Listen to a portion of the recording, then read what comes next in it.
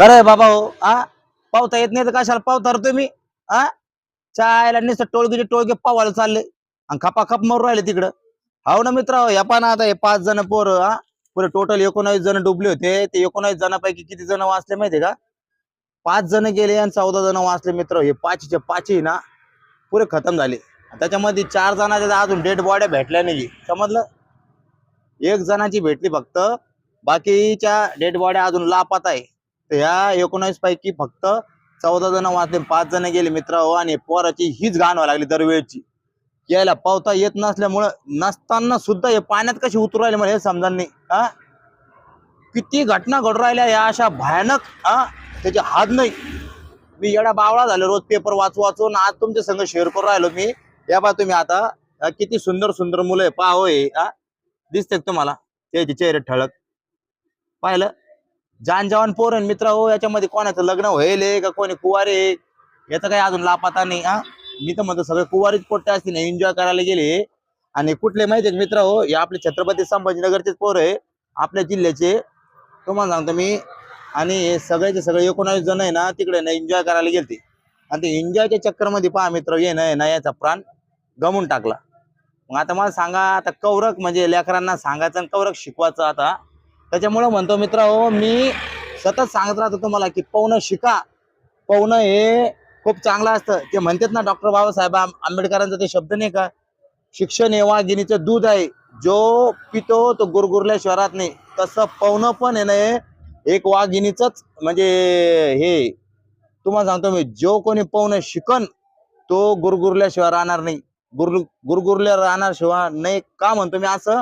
कारण मित्र हो, ज्याला पोहता आलं कम से कम तो स्वतःचे प्राण तर वाचवतोच, परंतु तो व्यक्ती दुसऱ्याचा बी प्राण वाचवतो. त्याला म्हणते गुरगुरणं. ओके. त्याच्यामुळं मी तुम्हाला वारंवार सांगत राहतो की तुम्ही अशा ठिकाणी कुठे जाऊ नका.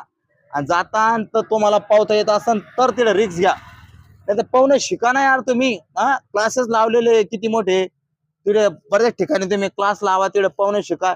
तुमच्या भविष्यासाठी किती काम आहे. आज किती लोकांनी तमाशा पाहत होते, हे मुलं पाण्यात डुबत होते त्या टायमाला. आरडा वारडा नुसतं रडत येत पडत येत, वाचवा वाचवा करते.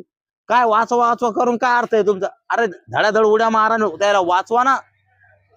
पण तुम्हाला हे असं करता येणार नाही, कारण तुम्हाला पावता येत नाही. तुम्हाला वाटतं आम्ही त्याला वाचवायला जाऊ, आम्हाला ती मिठी मारून घेतील आणि आम्हाला डुबून टाकतील, आम्ही मरून जाऊ. असा प्रसंग यायच्या आधी तुम्ही कधी शिकले कधी पोहणं, तर आज तुम्ही त्यांचा प्राण नसता वाचवला. म्हणून मी सतत सांगतो तुम्हाला, क्लासेस लावा, पोहणं शिका. जसं तुम्ही गाडी शिकता, बरोबर, गाडी सायकल शिकणं कसं म्हणजे तुम्ही प्रॅक्टिस करू करू शिकता.